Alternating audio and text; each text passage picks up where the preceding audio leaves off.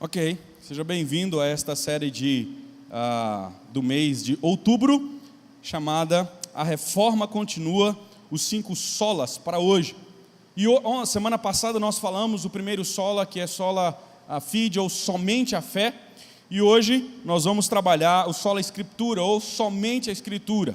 Semana passada nós falamos aqui, na verdade, explicando o que são solas, mostrando que os solas são um resumo dos pilares, das bandeiras que a reforma protestante, desencadeada por Lutero e antes dele outros pré-reformadores, sistematizou. Então nós temos 5 solas.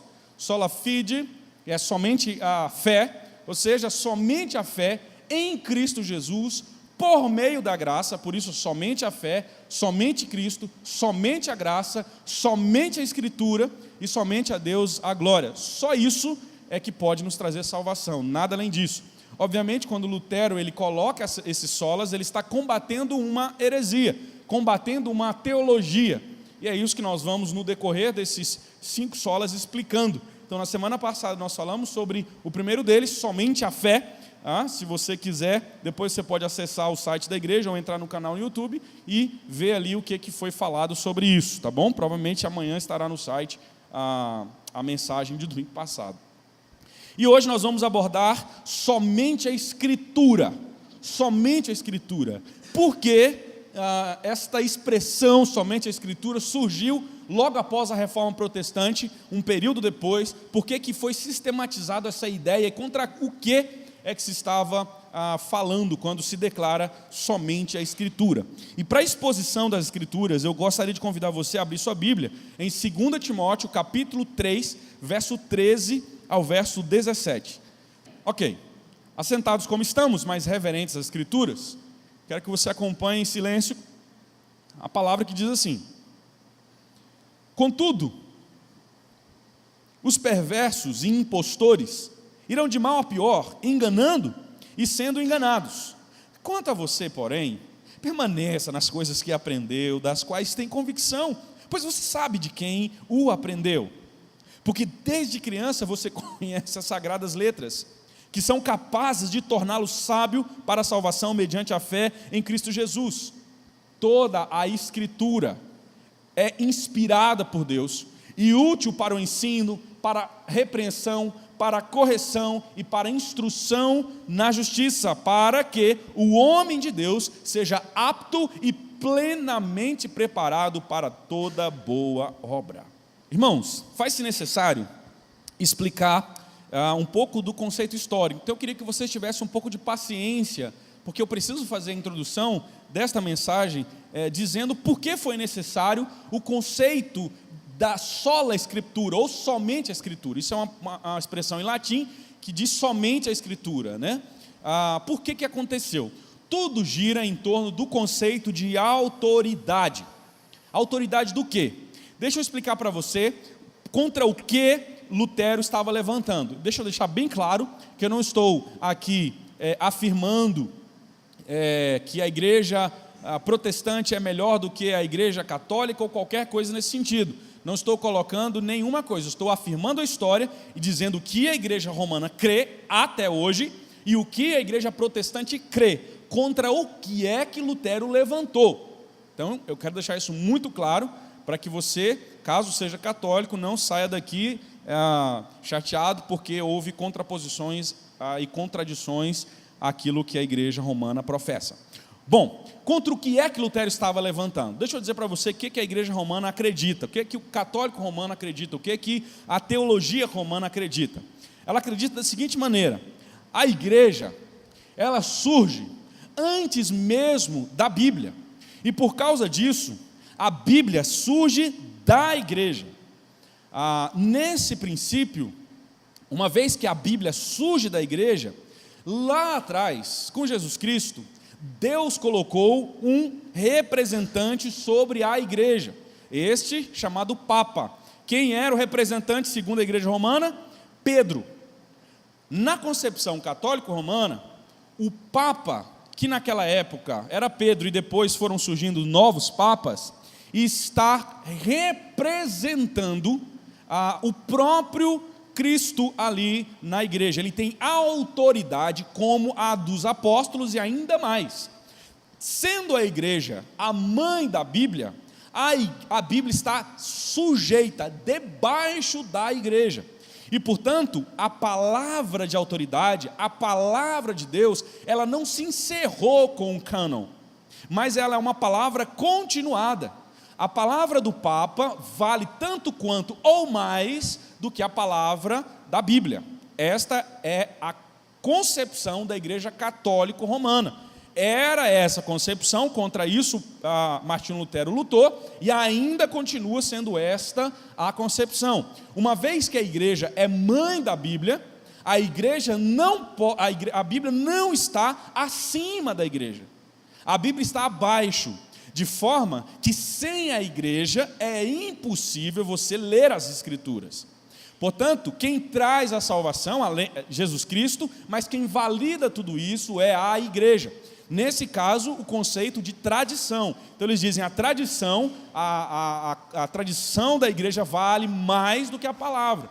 Então, quando um papa emite uma bula papal, o peso daquilo, ou aquilo que ele coloca no papel, vale tanto quanto ou mais do que as Escrituras.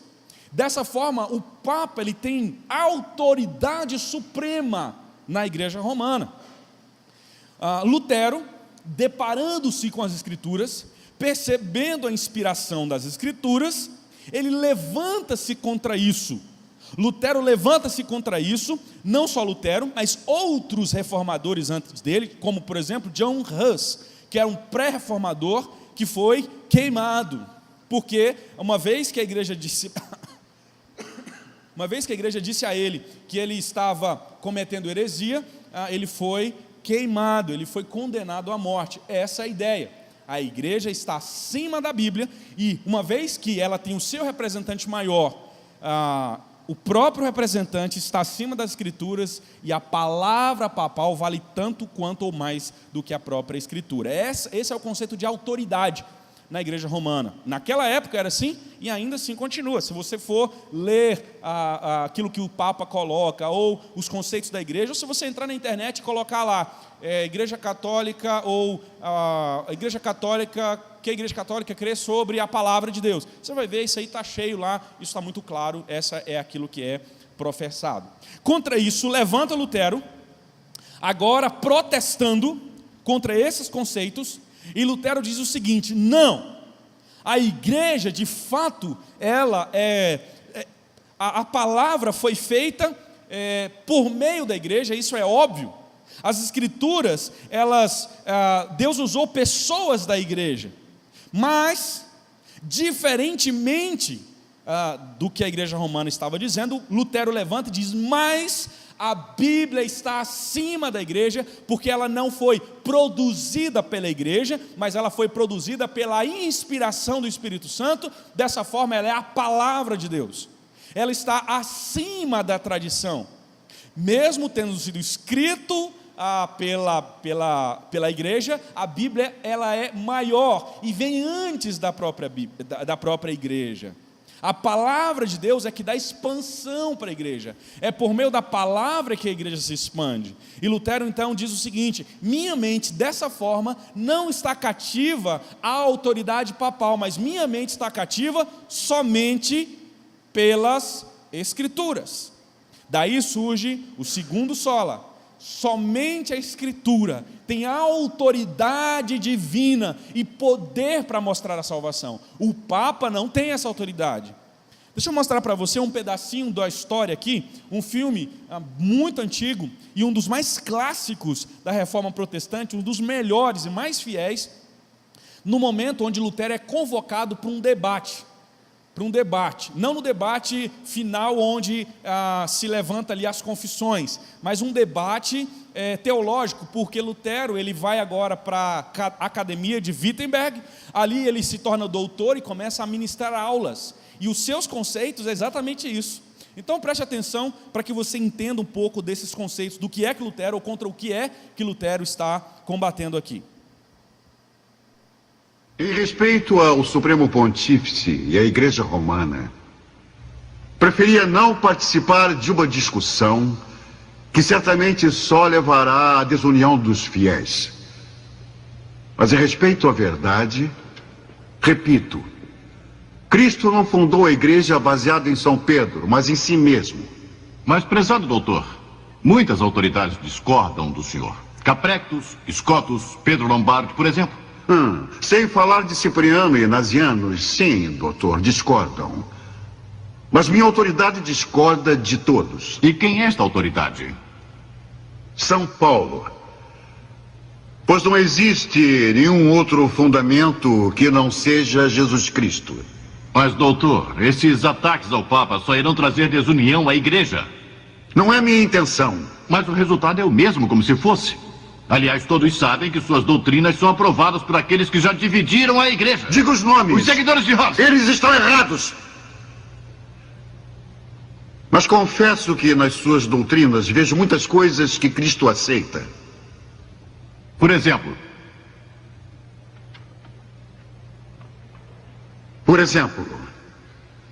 só existe uma igreja universal. Ou então, não é necessário, para salvar-se, sujeitar-se a um Papa romano. Mas, doutor, é a essência da heresia. Foi exatamente o que Hus disse. Não importa quem disse, é a verdade. Martinho Lutero, você se imagina como o dono da verdade? Eu vou dizer o que eu acho. Eu tenho o direito de acreditar livremente, de não ser escravo de nenhuma autoridade, de confessar aquilo que julgo ser verdade, seja ela aprovada ou reprovada, quer seja dita por um católico ou um herege. Então o senhor nega a autoridade do Papa? Em matéria de fé, eu creio que nenhum concílio, nem Papa, nem outro homem comanda a minha consciência. E quando divergem das Escrituras, nego ao Papa, ao concílio e a todos. Um homem comum, armado das Escrituras, é maior do que o mais poderoso dos papas sem elas. Heresia, doutor Lutero, heresia! Heresia! Que seja. Ainda assim é a verdade. Percebe? Então é contra isso que Lutero estava dizendo. Ele está dizendo, eu creio que a autoridade que mostra a salvação é a Escritura, não o Papa. Porque no conceito romano ainda é o Papa quem valida essas coisas todas. Não é? O Papa tem autoridade absoluta. Esses são os conceitos, e contra isso Lutero estava dizendo. Bom, algumas considerações e ponderações são necessárias. Eu não gosto muito de ficar colocando textos, mas para que você acompanhe a linha de raciocínio, eu quero que você entenda aqui qual é a ideia então que surge. O que vem primeiro? A Bíblia ou a igreja? Porque isso define se você é protestante ou se você é católico. Se você entende que a igreja vem primeiro e, portanto, a Bíblia surge da igreja, e aí, nesse ponto, a igreja ela está acima das Escrituras, você está professando coerentemente a fé romana. De outro lado, se você não acredita que a igreja ela vem primeiro, mas as Escrituras surgem primeiro, e portanto, as Escrituras estão acima da igreja, porque é a palavra de Deus, você está professando uma fé protestante. Tá? E deixa eu explicar algumas coisas para que você compreenda o porquê é que nós cremos que as Escrituras estão acima da própria igreja, acima de qualquer homem, e ela é a autoridade somente. Não há autoridade de palavra de Deus maior do que as Escrituras. Somente a Escritura tem autoridade sobre a vida da igreja, é pela qual a igreja é direcionada. Nenhum homem pode direcionar a vida da igreja. Vamos pegar aí, voltando para o próprio Jesus. Nos tempos de Jesus não existia Novo Testamento, isso é fato. Você não tinha o Novo Testamento escrito ali nos tempos de Jesus. Mas o que acontecia? Mesmo não tendo o Novo Testamento, o que eles respiravam como direção para a vida deles? A Escritura do Antigo Testamento, a Escritura hebraica. Portanto, na cabeça de Jesus e dos seus seguidores e de todos os judeus, eles não eram guiados por homens, pelos fariseus que conheciam a lei, pelos escribas, pelos estudiosos, mas a escritura dos profetas e dos reis do passado é que direcionavam a vida do povo no Novo Testamento. O conceito de cânon, o que é cânon? A palavra cânon significa régua, cano fechado, ou seja, só isso daqui é a palavra de Deus, somente esse ponto é a palavra de Deus, era natural tanto para Jesus, quanto para todas as pessoas do tempo de Jesus, todos os judeus. Eles tinham plena convicção de que havia sim um cânon fechado, que era inclusive superior à igreja, porque cria-se que aquilo lá era a palavra de Deus. O que acontece então? A gente, quando vai olhando Jesus e os apóstolos organizando, o que eles citam? Jesus argumentava que tudo que havia sido escrito referia-se a ele. Quando Jesus está na sinagoga e ele lê Isaías, palavra do Senhor, o que ele diz? Hoje se cumpriu essa palavra, percebe? Ele está dizendo, essa é a palavra que guia. O próprio apóstolo Paulo discutia, conforme Atos, nas sinagogas. Ele fez isso, por exemplo, por 3 semanas, 3 vezes consecutivas. E o que eles usavam na discussão? Os conceitos que eles tinham? Não, eles usavam as escrituras do Antigo Testamento. O apóstolo Pedro, após a ação do Espírito Santo que levou o povo a pregar o Evangelho, qual foi a mensagem que Pedro pregou? O Antigo Testamento. Ele cita o profeta Joel dizendo, aquela palavra daquele homem, palavra de Deus, se cumpriu. Então era perfeitamente natural na cabeça do judeu que a escritura vinha por meio de homens santos, homens piedosos, usados por Deus, pelos quais Deus trouxe sua vontade e sua palavra. Eles criam na escritura sagrada, eles criam absolutamente, confiavam sua vida para que pudesse direcionar sua vida inteira na escritura. Essa era a métrica, a régua, a direção que o povo nos tempos de Jesus tinham. Dessa forma, as pessoas nos tempos de Jesus, do Novo Testamento, só sabiam pregar a partir do Velho Testamento, submetendo assim a toda a verdade e a autoridade das escrituras antigas. Eles submetiam-se à palavra como palavra de Deus. Eles se submetiam absolutamente. O que mudou então? Que se tornou necessário adicionar um Novo Testamento com a mesma autoridade do Antigo. Por que nós então não ficamos só com o Antigo Testamento? O que mudou? O Antigo Testamento inteiro apontava para um ato, e o ato era Cristo.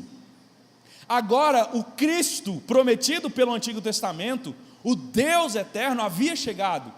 E se você for para Hebreus capítulo 1, versículo 1 a 2, ele vai dizer, os profetas, os antigos, nos anunciavam Cristo, mas se cumpriu. Agora se faz necessário uma nova escrita, pela qual Deus direcionará seu povo, e pela qual Deus continua a expandir sua igreja e manter o povo no caminho dele. Agora, há um testamento que diz que não que nós temos que olhar para frente, no sentido de Cristo que virá, mas olhar para trás do Cristo que veio, e a partir desta perspectiva, quais devem ser nossas ações e atitudes.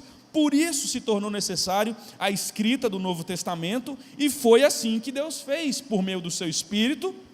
Ele dá continuidade à sua igreja, levantando mais uma vez um livro com o qual ele ensina e direciona seu povo, ou seja, as escrituras do Antigo e agora as escrituras do Novo Testamento. Assim, a autoridade dada à igreja não vem da própria igreja, mas vem do Espírito Santo, que inspirou a igreja a falar a vontade de Deus e direcionar o seu povo.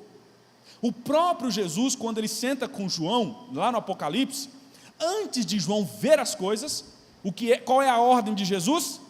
Escreve. Escreve.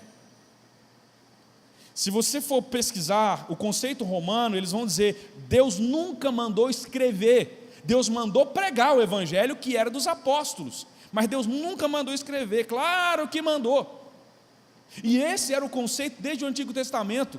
O Pentateuco escrito por Moisés foi escrito para manter o povo na linha, para que o povo pudesse entender e continuar a entender a verdade. Tanto é que Jesus, o próprio Deus, pega o seguinte, diz assim: aquilo que está escrito, essa é a ordem na lei, pega e coloca na testa. Escrita, palavra de Deus. Dessa forma, a igreja não está sujeita à Bíblia.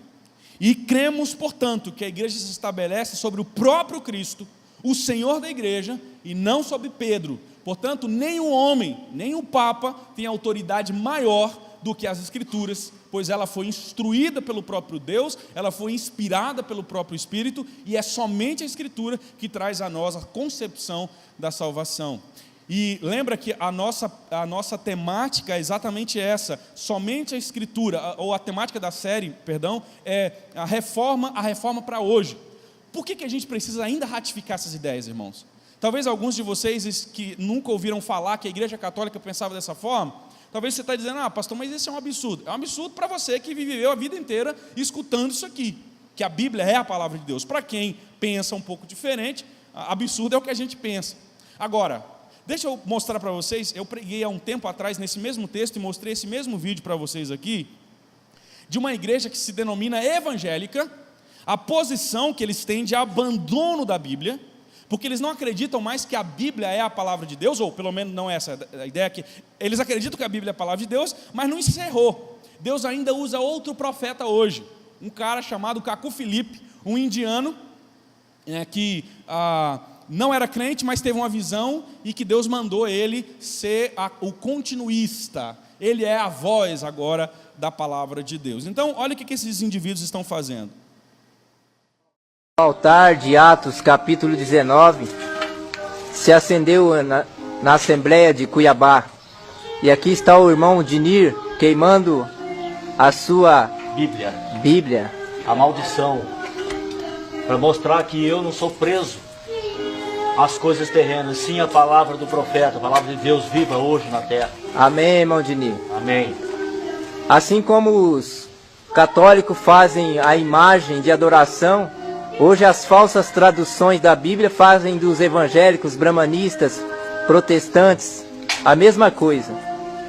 Atos capítulo 19 se acende em Cuiabá, Mato Grosso. Amém. E nós cremos na palavra de um profeta vivo, Kaku Filipe. Amém.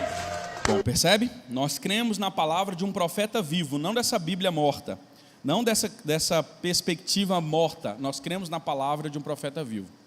Irmãos, esse homem, Kaku Filipe, foi um cara que em 1993 recebeu essa visão e começou a difundir no mundo, e tem muitos adeptos. Por isso, vale ratificar mais uma vez que é somente a Escritura que deve ser a autoridade para a direção da igreja. E, rapidamente, eu quero só colocar a parte contextual e gastar aqui uns 15 minutos falando do que Deus tem para nós à luz das Escrituras. Quando Paulo escreve esse texto, o que acontece aqui? Primeiro, Paulo está preso em Roma. Essa é a segunda prisão, não a primeira, como você tem quando ele escreve Efésios, por exemplo. Aqui é a segunda, ele já não está mais numa casa, mas essa prisão é a última dele. Ele vai para a morte, ele sabe disso, ele prevê o pior, ele tem consciência de que as coisas talvez não serão muito boas para ele. Então ele escreve essa carta para Timóteo, para lembrá-lo de tudo aquilo que ele havia ensinado. Ele escreve para que Timóteo soubesse da situação dele. E essa é a perspectiva. Essa carta, ela é uma carta que tem um tom bem pastoral e de despedida. Paulo diz: olha, eu já trabalhei, encerrei a carreira, está tudo pronto, mas eu quero que você permaneça firme. A carta demonstra a ansiedade que esse homem tem, demonstra a ansiedade que ele está vivendo ali, o sofrimento. E ele tem alguns objetivos, basicamente 2 propósitos para escrever essa carta. O primeiro é pedir que Timóteo venha para poder ajudá-lo. Ele está carente, ele está um homem agora sofrido, apanhou, e agora ele quer que Timóteo venha, uma vez que ele está vendo que a vida dele vai embora. Mas ele escreve também para admoestar aquele menino, aquele jovem pastor, provavelmente dos 30 anos, a permanecer firme na palavra, na sã doutrina, nas Escrituras, diante de um mundo que se levantaria contra as Escrituras. Então ele escreve com um propósito maior de animar aquele homem a continuar firme como soldado diante das Escrituras e ratificando que somente a Escritura podia trazer de fato a paz e a direção para a igreja. E aí ele traz 3 argumentos que eu quero trabalhar de forma rápida aqui. Ele fala o seguinte: a primeira coisa, por que é somente a Escritura que tem essa autoridade? Por que Lutero levantou-se assim? O próprio Paulo nos diz, porque só a Escritura nos torna sábios para a salvação, verso 13 e até o versículo 15. Só a Escritura, nada mais. Olha o verso 15, como o texto finaliza lá. Porque desde criança você conhece as sagradas letras, que são capazes de torná-lo sábio para a salvação, mediante a fé em Cristo Jesus. Só a Escritura é capaz de torná-lo sábio para a salvação. Então, diante dessa verdade, qual é a orientação que Paulo dá? Permaneça nessa Escritura. Olha o que diz o verso 14 agora. Quanto a você, porém, permaneça nas coisas que aprendeu e das quais tem convicção, pois você sabe de quem aprendeu. O que está acontecendo aqui? Paulo está escrevendo para que aquele menino permanecesse firme diante dos combates e heresias. Se você ler os versos anteriores aqui, do verso 10 até o versículo 11, você vai perceber o seguinte: ele diz assim, olha, vai acontecer que muitas pessoas se levantarão contra a verdade do Evangelho, como aconteceu comigo. Esses homens seduzem os outros, são perversos, são homens que vão levando a igreja do Senhor à queda, são homens maus. Mas aí para Timóteo ele diz, permaneça no quê? Ele diz, naquilo que aprendeste. O que Timóteo aprendeu? A historinha da mãe dele? As historinhas que ele gostava? Não, ele aprendeu as Escrituras. E ele diz, por que é que Timóteo deveria permanecer nas Escrituras? Por que é que Timóteo deveria ter o coração somente pautado nas Escrituras? Sabe por quê? Verso 13 ele diz, porque os impostores irão de mal a pior. Não se engane, olha o versículo 12 e 13.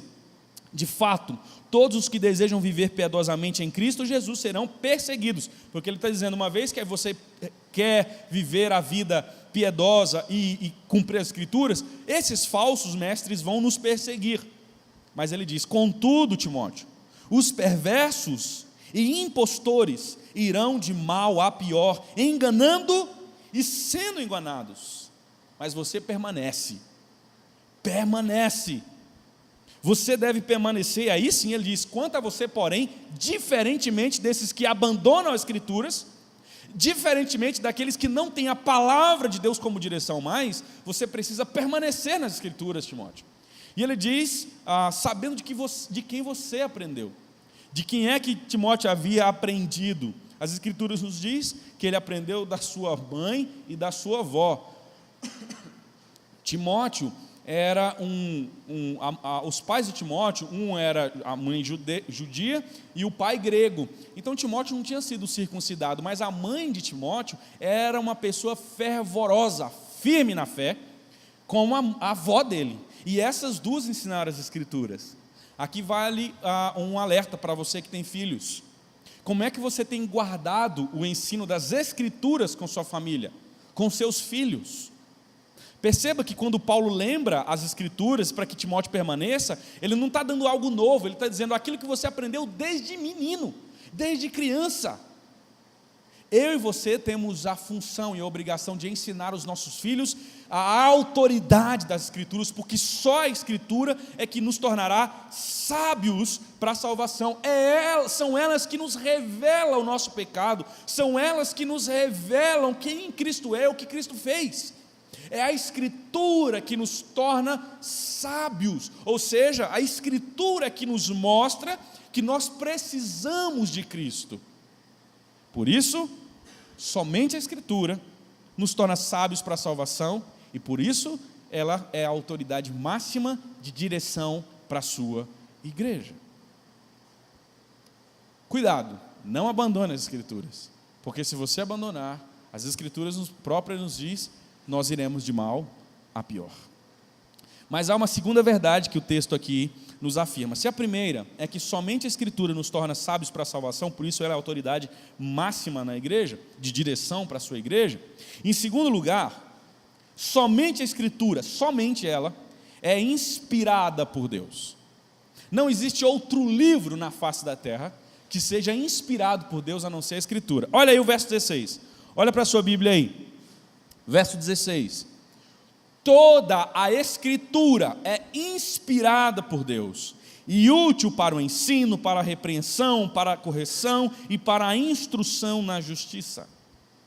Toda a Escritura, não é um pedaço da Escritura, não é uma parte da Escritura, mas a Escritura como um todo. Irmãos, ela é a palavra de Deus. E aqui eu vou fazer chamar você a tomar um cuidado. Não é incomum encontrarmos crentes trocando a palavra de Deus pela palavra de profetas ou pessoas que se dizem profetas. Se você me pergunta assim, pastor, você crê em profecia? Creio na palavra de Deus.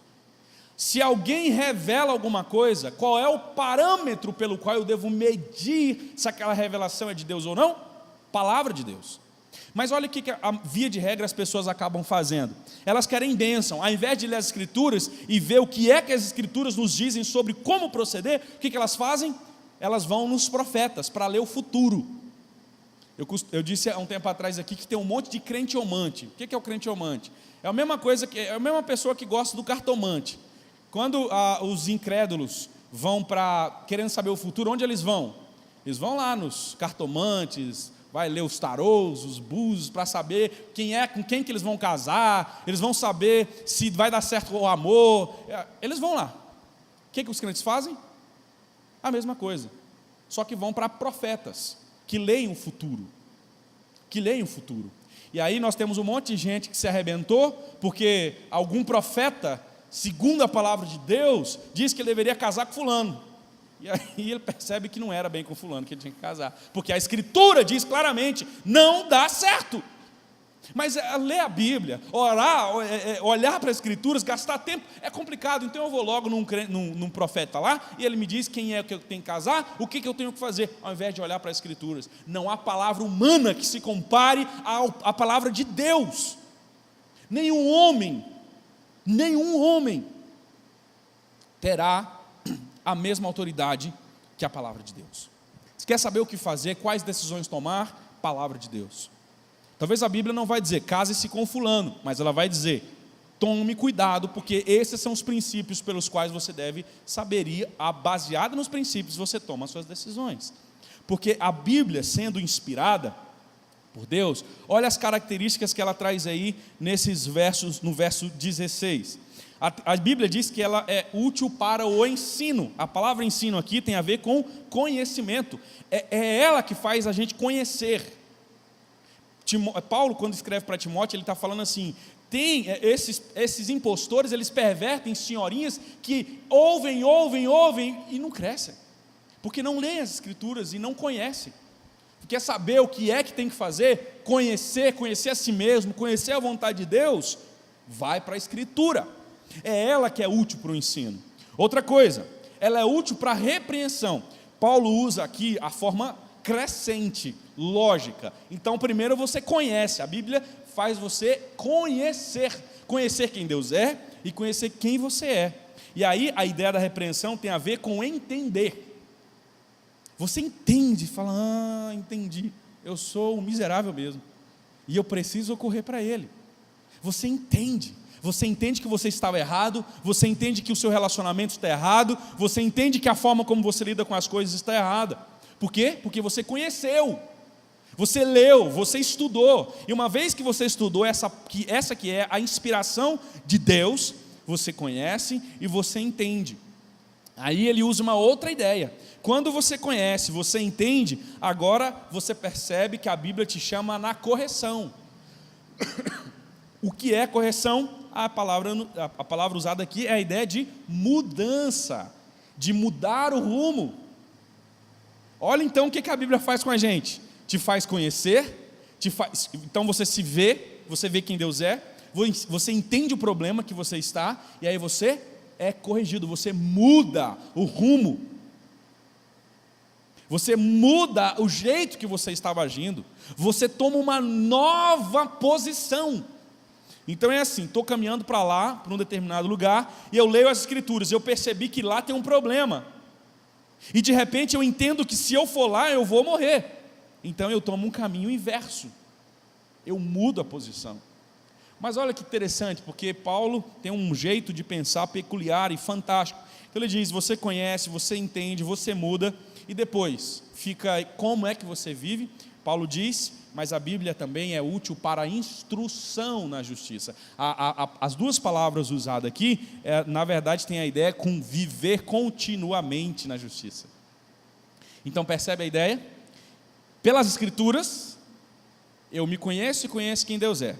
Eu entendo o meu problema, eu tomo um novo rumo e permaneço nessa nova decisão. Eu mudo efetivamente. Então Deus faz isso. Mas por que esse livro, somente esse livro, é capaz de fazer isso?